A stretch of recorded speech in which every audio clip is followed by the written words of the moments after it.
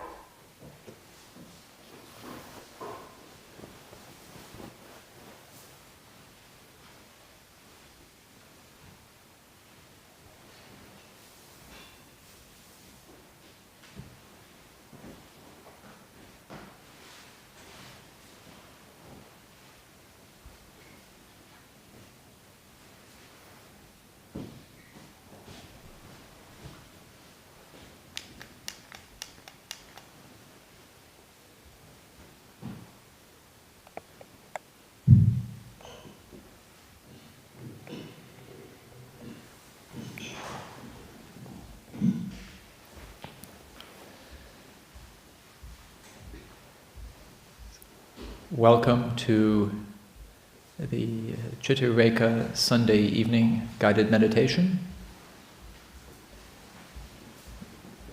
We will begin with the evening chanting in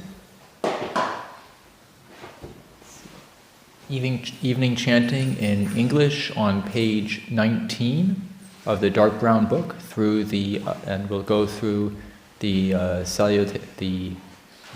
preliminary homage. First I'll begin by lighting the candles, and then page 19.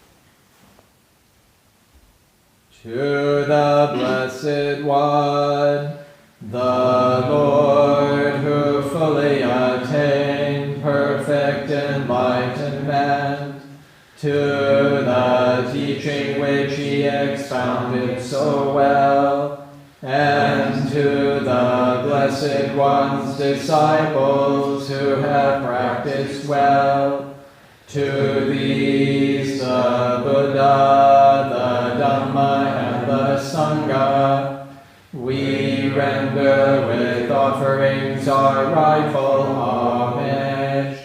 It is well for us that the Blessed One, having attained liberty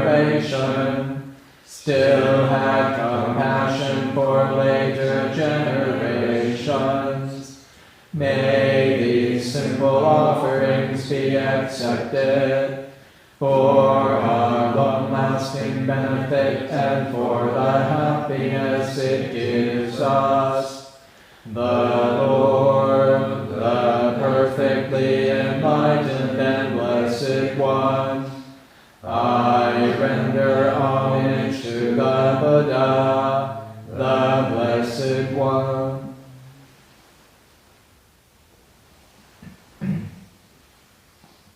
The teaching, so completely explained by him, I bow to the Dhamma.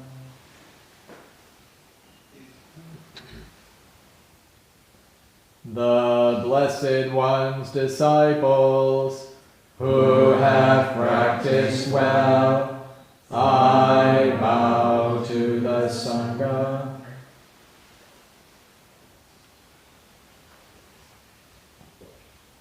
Now let us pay preliminary homage to the Buddha, homage to the blessed, noble, and perfectly enlightened One, homage to the blessed, noble, and perfectly enlightened One, homage to the blessed, noble, and perfectly enlightened One.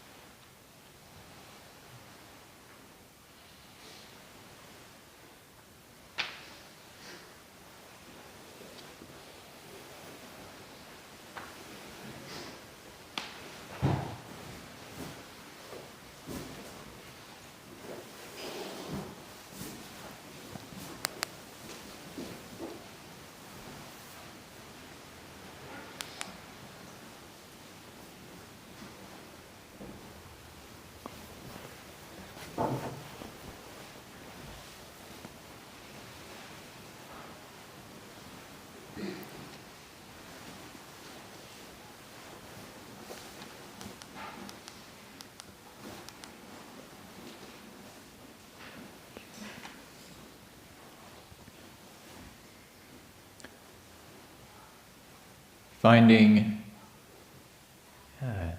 the meditation posture. So we choose to sit in a way that is both relaxed and upright, finding ideally a posture that we can hold without moving much for perhaps 45 minutes or so. And that may not always be possible, but it's helpful.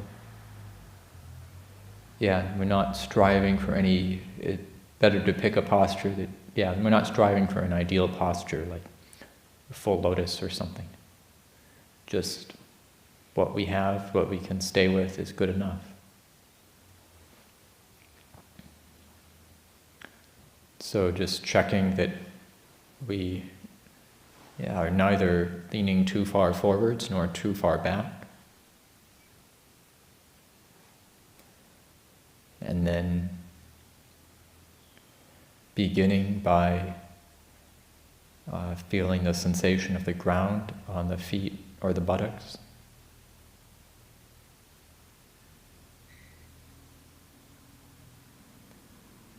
That establishing a firm foundation.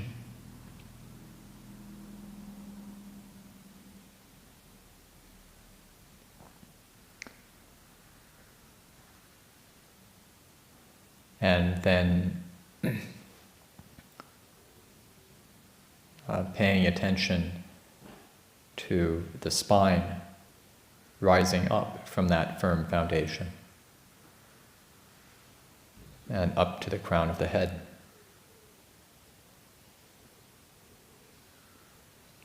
And we can imagine the top of the head being lifted up gently by a fine string. so that the spine assumes its natural upright length.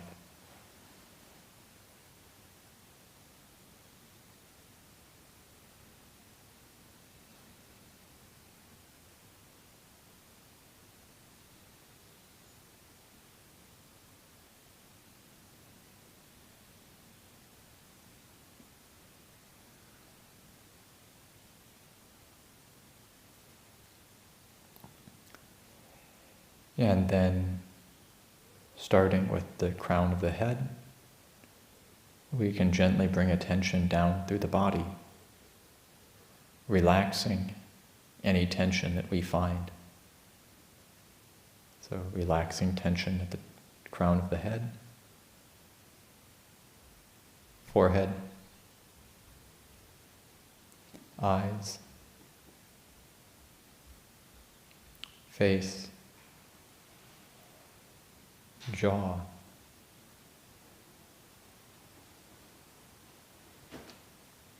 and then the back of the head,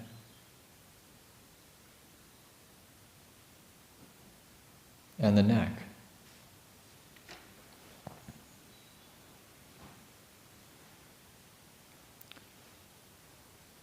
The head can balance on the spine without muscular effort.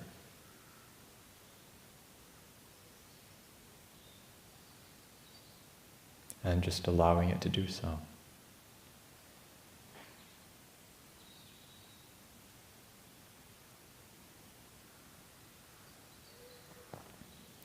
Bringing attention to the shoulders, the upper arms,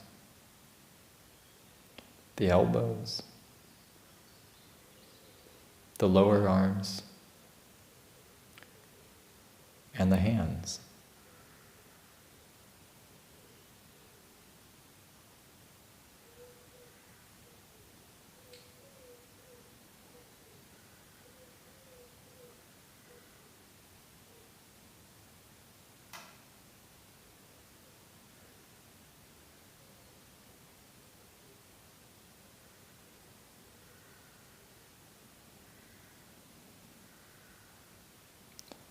Returning attention to the shoulders and relaxing the chest, the abdomen, the belly.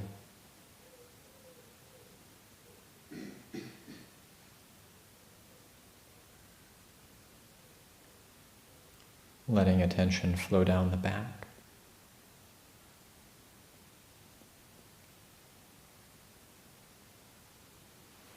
Down to the pelvis,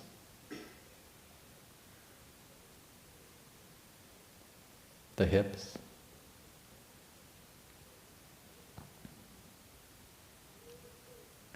thighs, knees, lower legs, and feet. Being aware of any tension in these areas and allowing it to settle and relax.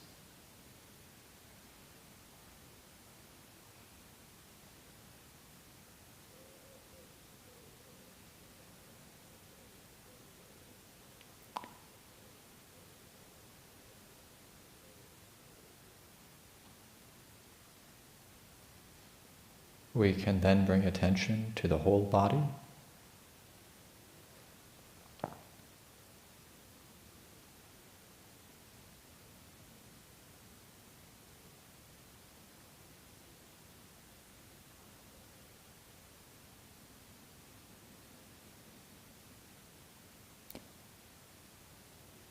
Noticing where there is still tension, inviting it to relax. But also not worrying too much if we aren't able to do that.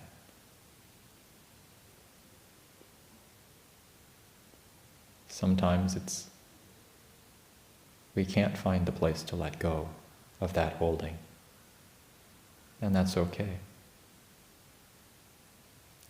Just leave it be for the time being.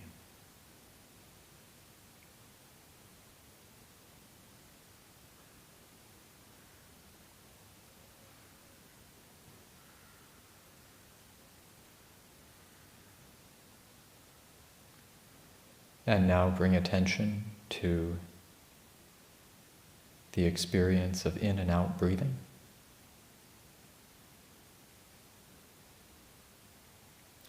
Investigating. How is it that I know that I'm breathing in?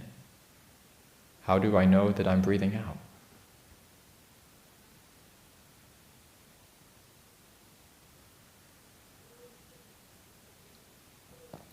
We might experience the flow of the breath at the nostrils, over the palate,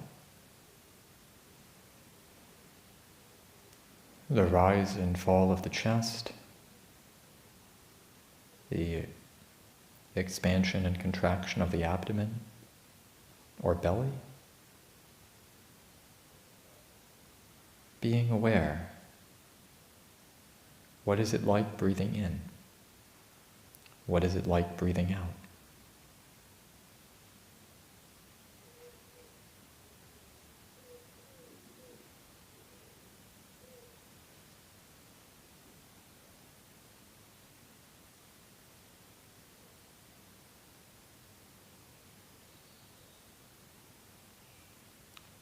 And we can choose one place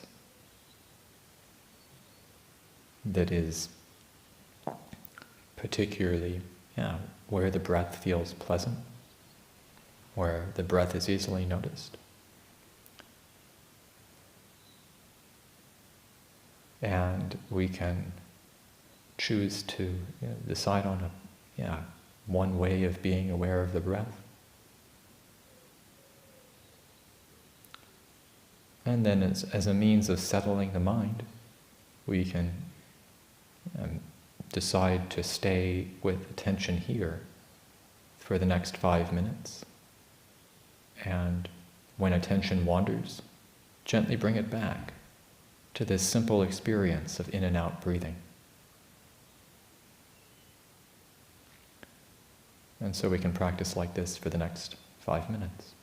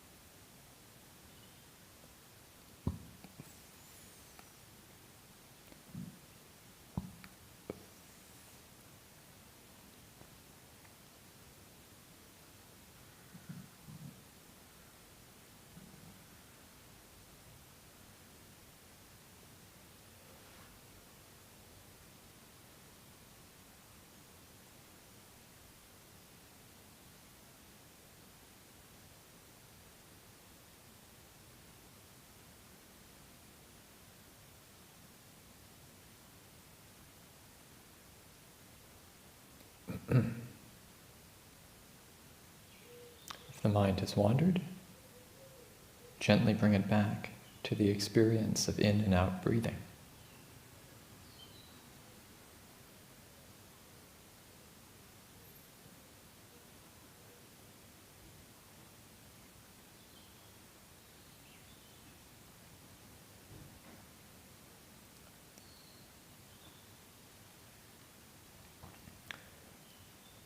One of the ways of maintaining the breath in mind is to realize that, well, the nature of the mind is to wander. It'll change. But it doesn't do so all at once. You may be able to detect that it's going to move before it does. And sometimes we try so hard to keep the mind all on the breath that we don't notice that the part of the mind that we're not looking at is sneaking off and doing something else. And so a useful question to pose can be sort of, what fraction of how much of my mind is with the breath? And is there interest in going somewhere else? Recognizing that, and then, reminding, right now, we'll stay with the breath. And to recognize also the benefits of that. We let the mind run around, we let the mind run around most of the day. And we know that when it's settled and calm, it's pleasant, and we can become aware of important things that we might otherwise miss. And so we recognize this is a time to stay with the breath. So when the mind starts trying to move somewhere else, just right now it's breath time. So let's just stay here, be patient, see how it goes. And so we can work with this for another 5 minutes.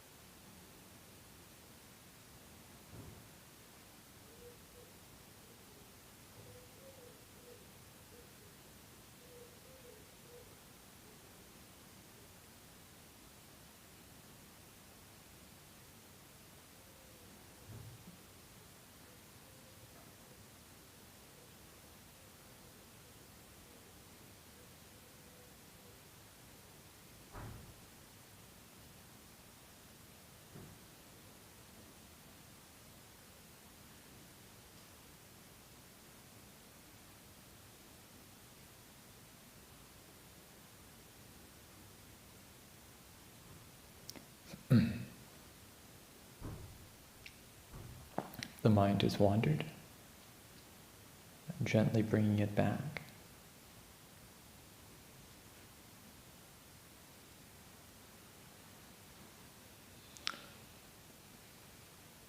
And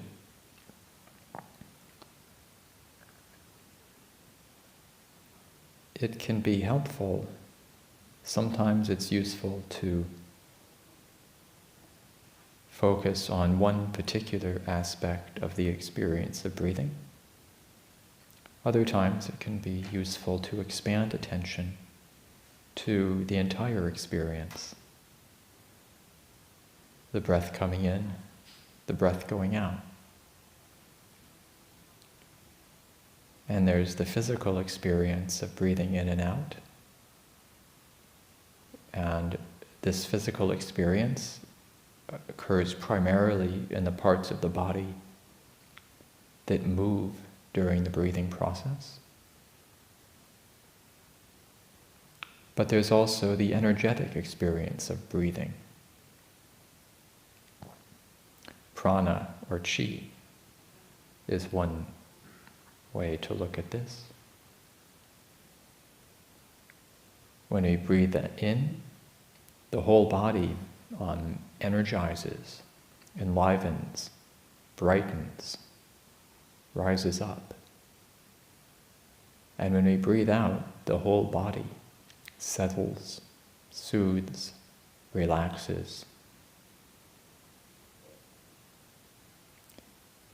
And we can pay attention to this rhythmic experience. And it's soothing and it's enjoyable. And if the mind is tired or dull, it can be helpful to pay more attention to the experience of breathing in. If it's agitated or restless or scattered, more attention to the experience of breathing out.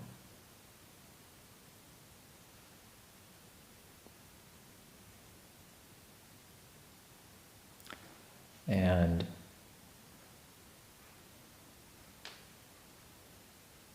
in this, so sometimes, the mind will stay more easily with the breath, with a broader focus. So let's try this for another 5 minutes.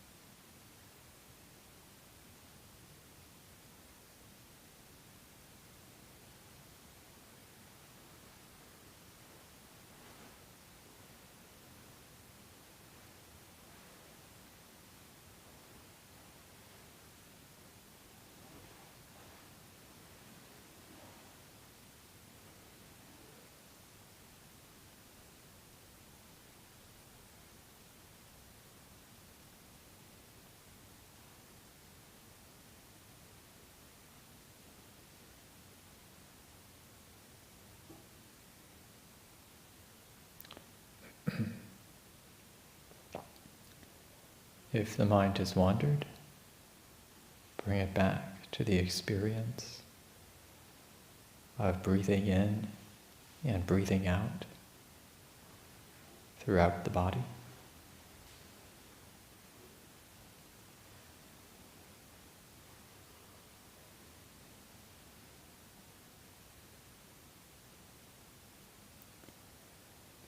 And this experience that we have, breathing in, breathing out, is composed of various perceptions, feelings, sensations.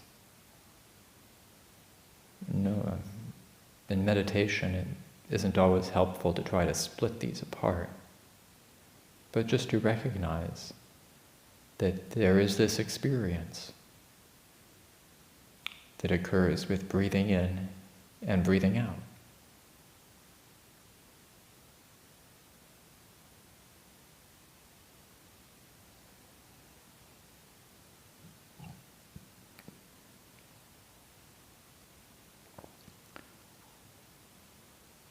But when the mind is settled,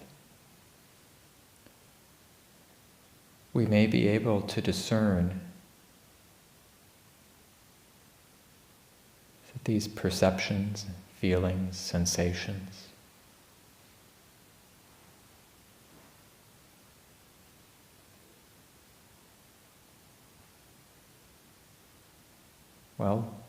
they're there.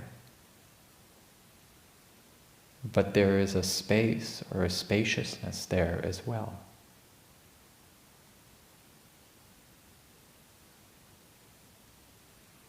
They arise in the mind, in experience, and they cease.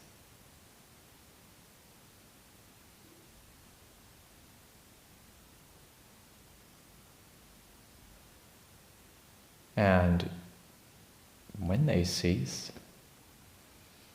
this space of awareness remains. Another perception arises and ceases, but it too arises and ceases within the same space.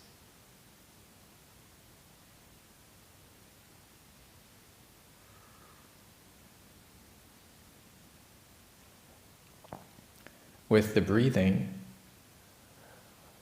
most of the sensation is present when breathing in and when breathing out.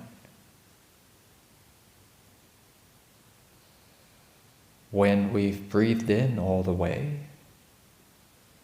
there's sometimes a feeling of mild tension, body full of air.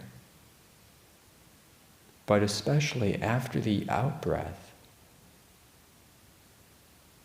sensations are not so strong. And so this can be a useful way to discern that space if it's not already apparent.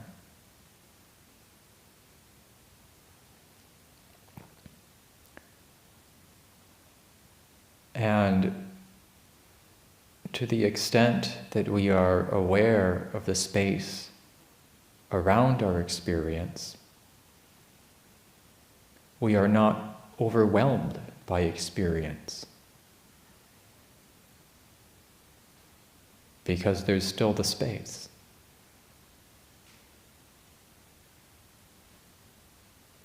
It's only when experience gets all squished together and we forget or don't notice what it arises and ceases within, then we can get stressed.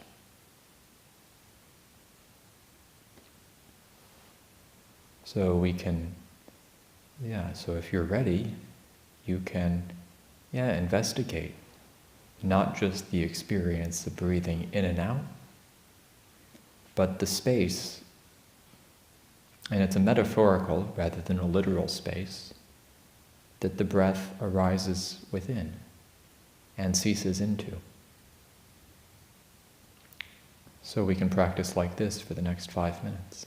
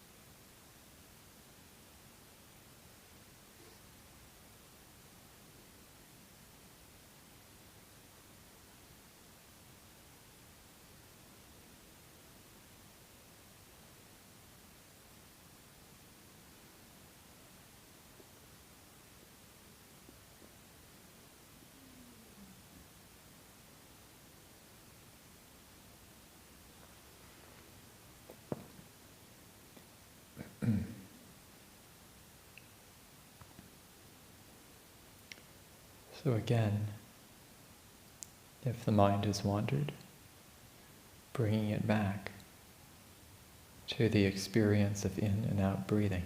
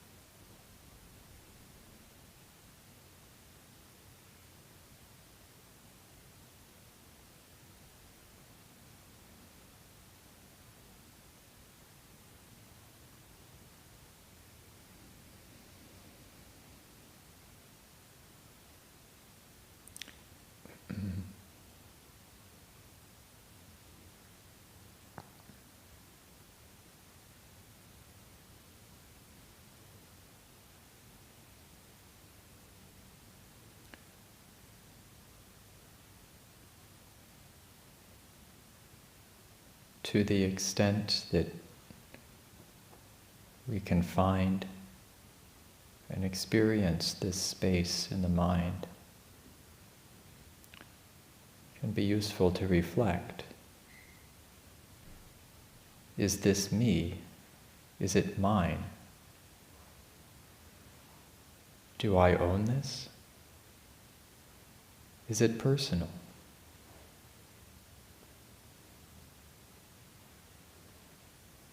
And one recognizes, no, it's not. This isn't about me at all.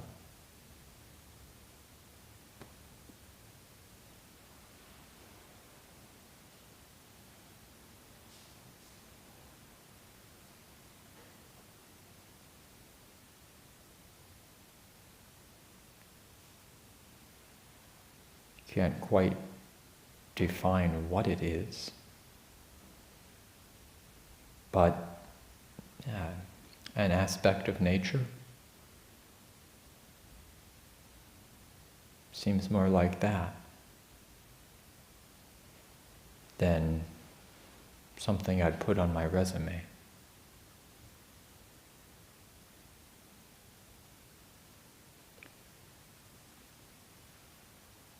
And this can, it's important, reflecting like this. We're looking for security, for safety in an uncertain world. But so often we do that by, in one way or another, trying to make myself either invincible, able to cope with anything I can possibly conceive of happening, or detached and unfeeling. That doesn't, that may be bad, but it doesn't affect me. I'm somehow different from that. So, trying to build a really strong, impervious self, or trying to be a self that isn't affected.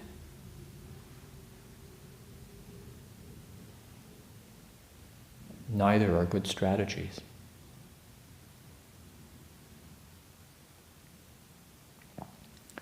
But in breathing in and out, we're very aware of the changing nature of the breath. The experience of being a physical human being.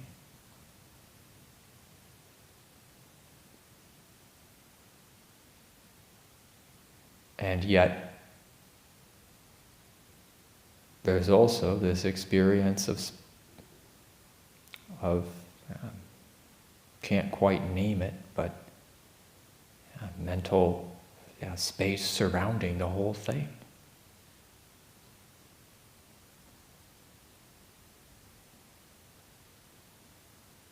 So we're very sensitive. We're not invulnerable.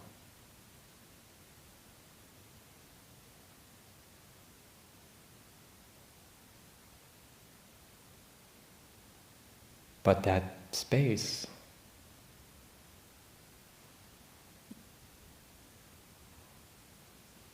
receives it all.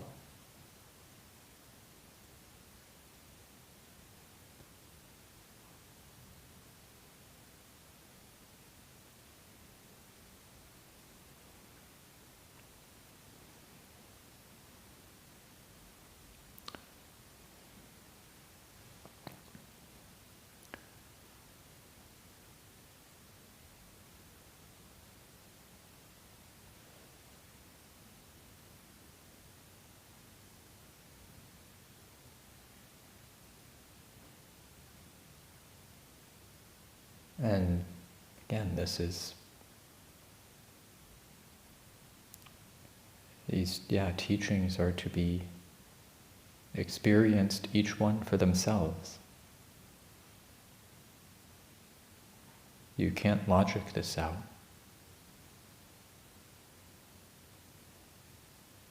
But it's available through practice.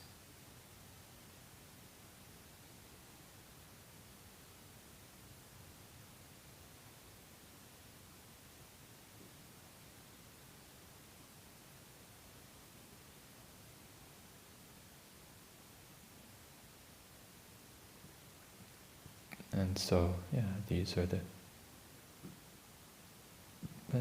benefits of sustained Dhamma practice.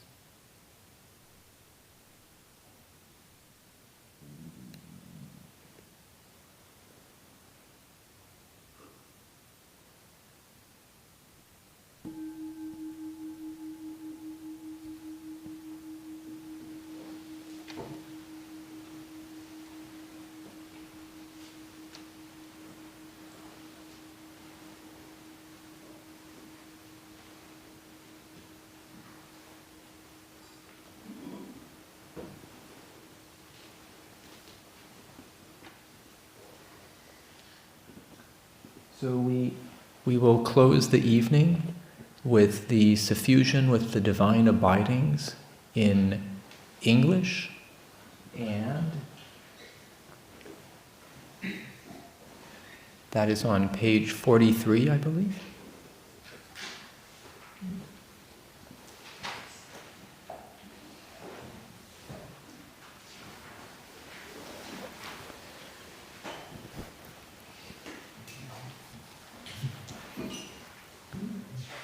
Now let us make the four boundless qualities shine forth. I will abide, pervading 1/4, with a heart imbued with loving kindness. Likewise the second, likewise the third, likewise the fourth. So above and below, around and everywhere, and to all as to myself, I will abide, pervading the all-encompassing world, with a heart imbued with loving kindness, abundant, exalted, immeasurable, without hostility and without ill will. I will abide, pervading 1/4, with a heart imbued with compassion. Likewise the second, likewise the third, likewise the fourth. So above and below, around and everywhere, and to all as to myself, I will abide, pervading the all-encompassing world, with a heart imbued with compassion, abundant, exalted, immeasurable, without hostility and without ill will. I will abide, pervading 1/4, with a heart imbued with gladness. Likewise the second, likewise the third, likewise the fourth. So above and below, around and everywhere, and to all as to myself, I will abide, pervading the all-encompassing world, with a heart imbued with gladness, abundant, exalted, immeasurable, without hostility and without ill will. I will abide, pervading 1/4, with a heart imbued with equanimity. Likewise the second, likewise the third, likewise the fourth. So above and below, around and everywhere, and to all as to myself, I will abide, pervading the all-encompassing world, with a heart imbued with equanimity, abundant, exalted, immeasurable, without hostility and without ill will.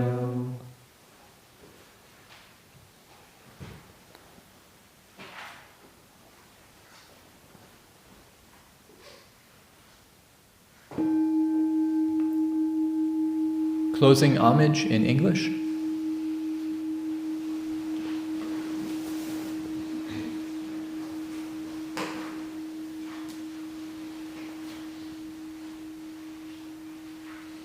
The Lord, the perfectly enlightened and blessed One, I render homage to the Buddha, the Blessed One.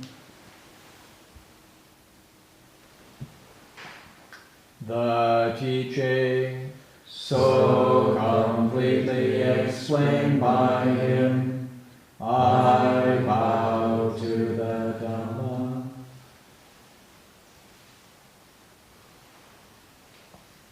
The Blessed One's disciples, who have practiced well, I bow